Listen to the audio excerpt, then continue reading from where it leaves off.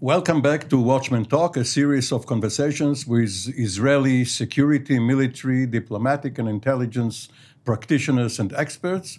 And our guest for a second part of our conversation is Ambassador Reuven Merhav, a former Director General of the Foreign Ministry and a veteran of Mossad, Shabak, and the Israeli military. Welcome back, Reuven. Hi. So when you were recruited by the Internal Security Agency at the turn of the 60s, in the early 60s or late 1950s, there was a military administration prevailing in Israel whereby Arabs who lived in the Galilee or in central Israel could not move out of their areas without permission of a military governor. And you said that this was the reason you did not want to work vis-a-vis the Arab clients, customers, so to speak, of Shabak. Why was that? Was that a moral, philosophical reason? Well, in my first year at university, there were a few Arab students. And they were quite all right. They thought they knew everything, but when it came to classic Arabic, they had a bit of difficulty because they spoke the colloquial daily Arabic, but they learned. And they were all well-dressed. They regarded the university as a very serious place. But I found out that when they wanted to come to Jerusalem, they had to have a special permit. And I said, why should that be so? Because they were registered at the university. They said, that's a rule, that's a regulation. And I didn't like it. So when I was offered to join the Arab branch or section of the Shabak, of the security service, I refused. I said, we are a democracy. If you have something against any particular citizen, you can sue him, you can do whatever you like according to the law, but you cannot limit his movements. And I refused to serve in such an organization. Was there a reason they were considered security risks, a potential fifth column? No, this was just a remainder of the War of Independence. But we were 12 years after the war. And things were quiet, and there was no problem whatsoever. And they were free to participate in the general elections, and they had members of parliament. And they started to find a way into the Israeli administration, though it was a very slow process. But I found it was irregular and unfair to do so. So we now regard Shabak as mostly a counter-terror organization. But at that time, counter-espionage was even more prominent. This was not I mean, they did so without any consideration. I mean, if you put a general regulation on someone, why should he? I mean, he lives in Nazareth, he wants to come to Jerusalem. Counter-espionage as regards the Soviet Union and the Soviet bloc, where you were tasked. No, there was no problem with the Soviets anyway at that time regarding the Arabs. This was just... Not the Arabs, just espionage and moles penetrating the Israeli society. Your line of work. My line of work, so I said, thank you very much. I'll see you next week or whatever. Anyway, and after 2 weeks or so, they called me and said, we understand you. We don't agree with you, but that's a regulation. But we have the Soviets here, and they do give us hell. And are you willing to do that? Because they not only give us hell, they also, whatever they get, they give to the Syrians or to the Egyptians or to the Iraqis. I said, okay. So I started 7 years of work against the Soviets, which was very, very interesting. And until I was moved to Tel Aviv and then abroad. But so you had to keep watch on their diplomats or spies undercover, and also run at least one famous double agent. First of all, the Jerusalem branch wasn't too active, but we knew that they had a religious representation in what we call the Russian Quarter in the center of Jerusalem, and we knew that the administrative officer there is not a priest. He is a KGB man, because it was obvious, and we knew something. We had information from other services. And apart from that, we knew that we had volunteers. We had people who came from the Soviet Union, very few of them. And the Russians, as a condition to let them out, said, you must sign something and you must work for us and so on. And we said, okay, you can do that, but under control and so on. And so we slowly found out who were the KGB and GRU officers in the embassy. And we found out that 80% of them, of the embassy, which was in Ramat Gan, near Tel Aviv, are intelligence officers. Is the legend from Cold War days true that the ambassador's chauffeur is really the resident, the head of the KGB station? No, not necessarily, but he can play a role. But one thing was for sure: the ambassador was never an intelligence officer, and we found out, and we slowly covered their activities, and we found out that they tried to work very hard, but their results were very minimal. Now, when the Cold War ended, it turned out that the KGB officers and the GRU officers, to some extent, were more knowledgeable about the true condition of the Soviet Union and the ratio of forces between their country and the West, and that they tried to inform the leadership so that decisions would be better taken. So intelligence had a positive effect. Maybe Israel, by working against these intelligence officers, missed an opportunity to portray, even to the Arab clients of the Soviets, the true situation, especially in the run-up to the Six-Day War. Well, first of all, after the Six-Day War, they disappeared. They cut their relations. They evacuated the embassy. And the only people who were still working for the Soviet intelligence were the administrative officer in the various religious missions in Jaffa, in Jerusalem, and in Tiberias. And we knew exactly who they were, and they were very, very cautious about it. And there was no really harm done. No, but the question goes to this issue.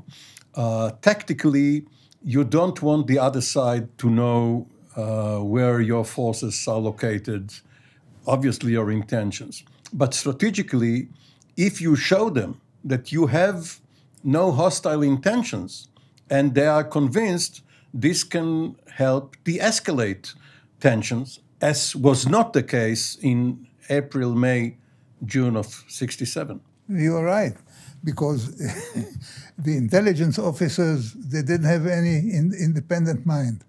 And they created the product of their intelligence work according to the directions which they received. There was one famous example when the then Soviet ambassador to Israel, Mr. Chuvachin, in May of '67, he was called to Eshkol. Eshkol was in a pajama, and on that he put a suit, and he called them to the suite in Hotel Dan in Tel Aviv. And Eshkol told them very simply, we have no intentions whatsoever to start a war. Please go to your colleagues and send this message to the Egyptians that we have no intentions to fight them. But if they fight, of course, we'll resist it.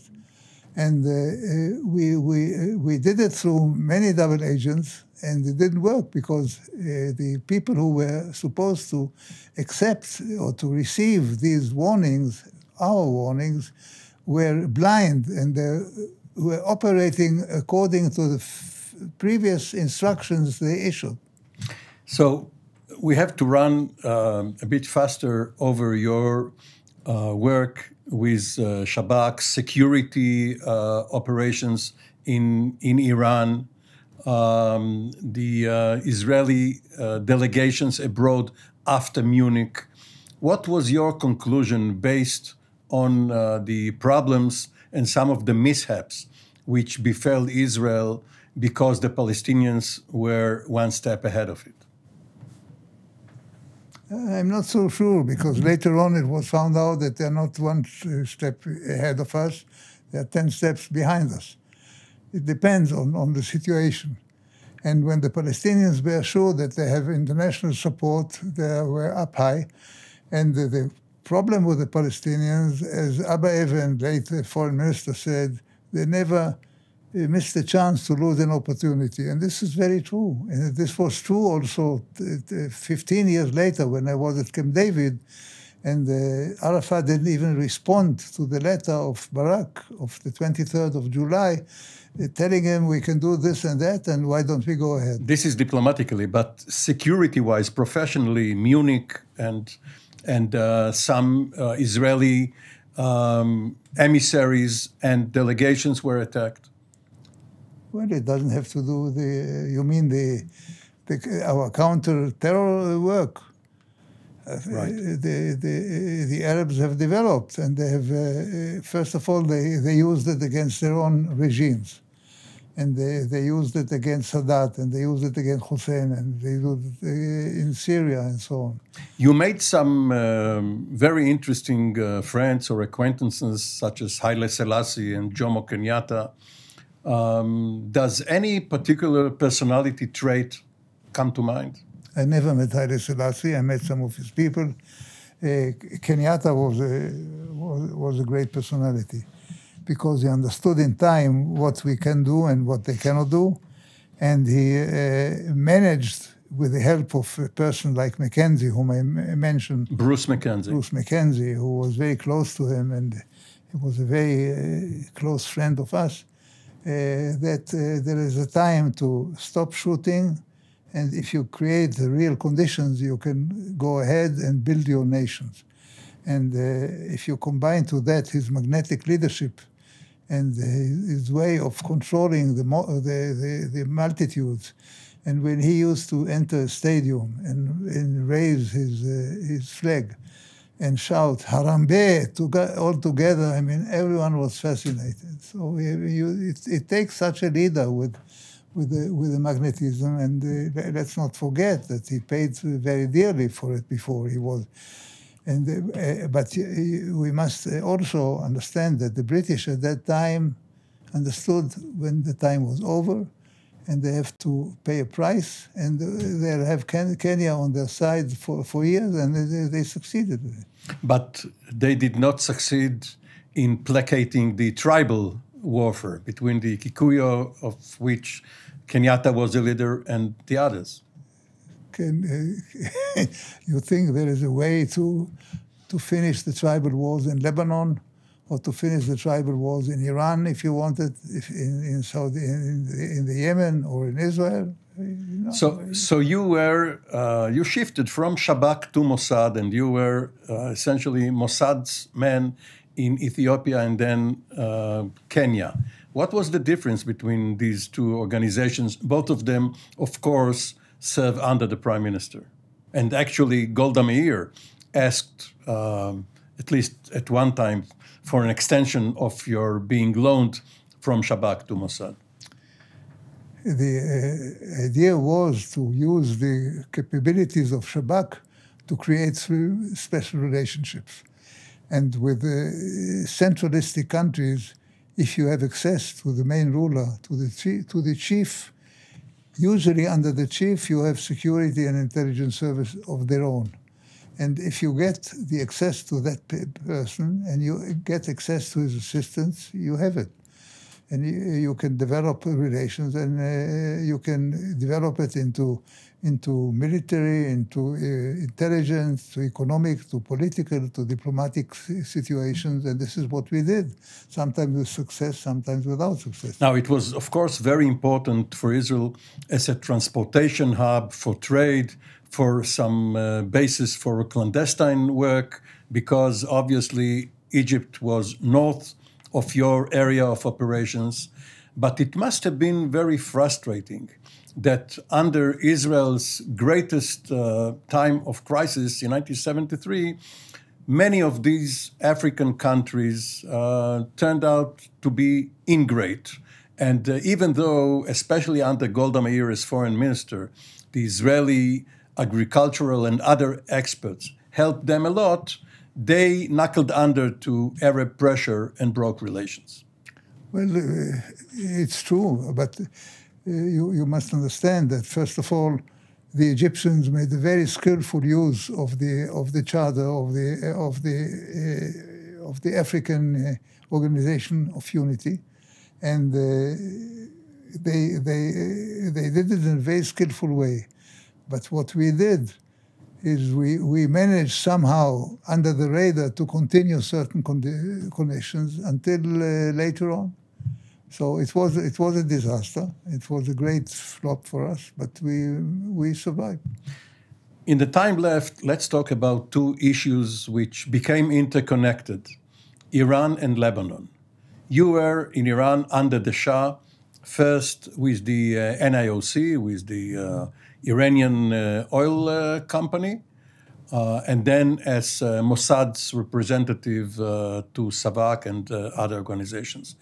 You had some foreboding that eventually the empire will collapse, didn't you? Well, the thing is, it's like having a bath full of water, and eventually, slowly, you have drops of acid into it, and after a certain point, the whole bath is becoming acid. This is what happened in Iran. The acid was negative propaganda, and the moment the charts or the gates for this propaganda were open by means of mass communication, broadcast by Khomeini from Iraq and later on from Paris. Against the Shah, not necessarily against Israel. Against the Shah, nothing to do with Israel. It was clear to me that that we live on limited time. And I remember when I left Iran on the 18th of August, 1978, I asked my successor to write a small note. I received from Reuven "One Iran Complete," which goes to show that I explained to him that his time is limited, because the Shah became very weak. I didn't know at that time that he was sick already. His administration was too centralistic. He was dealing with thousands of issues at the same time because he wouldn't delegate any authority to anybody. And at the same time, the acid from abroad came in slowly but surely. And you could have assessed that the military and the security forces will hesitate and will not open fire on the demonstrators. No, I was sure that the acid is stronger than the elements inside. It's only a question of time, because it's like an earthquake. You know that you live on a shelf, and you know that something will happen. Can you tell me what date it will be? Here in Jerusalem, we live. In 1927, there was a terrible earthquake here. Did anybody foresee that it will happen on 2027? I'm telling you that perhaps tomorrow there will be a terrible earthquake here. Can I give you the time? I cannot. So Israel could have done nothing except cut short its investment and its cooperation regarding missiles. We know from what the students found at the occupied U.S. Embassy that there was a project codenamed Flower between General Tufanian, the Deputy Minister of Defense, and Defense Minister Peres, later Weizmann, to develop such a surface-to-surface weapon, missile, which fortunately for Israel was still in pre-development phase. It happened earlier, and I must tell you that when I learned of this one, I went to the head of the Mossad. I'm telling you, tomorrow there will be a Meshuggah, a crazy ruler. A crazy ruler and all these missiles will be in Tel Aviv. And he said, not only that, Haka said, Haka, the head of Mossad, General Khofi. He said that some of these missiles can find their way to Russia and create a world war. And because some of them would be armed with unconventional warheads. Yeah. And I was very much against it, and I made no secret of it. But the system was so much imprisoned by the will to make the $2 or $3 or $4 billion which they have lost in the Yom Kippur War, that they said, let's go ahead and we'll make the best of it. Well, there was another reason too, perhaps not as important as the financial aspect, and that is to diversify Israel's interests around the world, especially with pariah states like South Africa or Iran, not only the United States, and following the break with France. Now, Lebanon. You were... No, let's get back 1 minute. That's true what you're saying, but the financial thing, this is what Rabin explained to Haka, that we were such in dire straits after the Yom Kippur War that we needed that money very much. And Tufanian was willing to give us an open check to do the thing. And I remember I went to the head of the intelligence. I went to Haka. I went to all people, many others. Anyway. Now the Lebanese forces, and within the Lebanese forces, Bashir Gemayel's phalange. Your relations with them preceded the Lebanon War of 1982. What can you tell us about it? It started in '76 when they came to Rabin, and Rabin said, we will help you to help yourself. We will give you equipment. We'll try to do intelligence operations together, but that's it. We'll not fight for you. And the fact is that Israel failed, and I'm sorry to tell you that the Mossad failed in that, because we were drawn more and more into the liaison with the Phalange. These are the northern Lebanese Christians, not the southern Lebanese, where Israel had some enclaves after 1978 and was trying to work with locals, even though many of the inhabitants were Shiite. Yeah, it's because at that time the balance of power in the south shifted against the Christians because of the influx of Palestinians, particularly Palestinian forces. After they were evicted from Jordan in late 70, the power of the Palestinians grew much, and we got lots of assaults from southern Lebanon, and we created a security zone, which in hindsight was not a clever thing to do. You recount a very interesting anecdote regarding your immediate superior, Dave Kimchi, who did not obey orders regarding aspects of the liaison with Bashir Gemayel, and when he did it the second time, he was asked to retire. It's true. And then he became the Director General of the Foreign Ministry, a position which you yourself found yourself in 8 years later. That's the rotation of personalities. You can't do anything. I can give you many examples from other countries. So, but why did you leave Mossad when, as you say, you were groomed for the top and perhaps could have competed for the directorship of Mossad? Because I thought the Mossad at that time followed too much what the Christians wanted, and I didn't trust the Christians, and I thought we are committing a grave mistake. And I complained once, twice, thrice, and then after all, I was in a fairly senior position, but I was not in a decisive position. So in 1983-84, you were a de facto ambassador to Beirut following the Israeli invasion and interim presence in Beirut. What can you tell us? How can you sum up this experience in a few words? You see, it's the same game with different, with the personalities changing positions. because in 17th of May 1983 there was an agreement reached under the supervision of the Americans, withdrawal of forces from Lebanon, and we signed it. And then it was agreed that there would be a committee to supervise it, a Lebanese, an American, and an Israeli. With one minor actor absent, the Syrians. The Syrians, yeah. But the Syrians opposed it.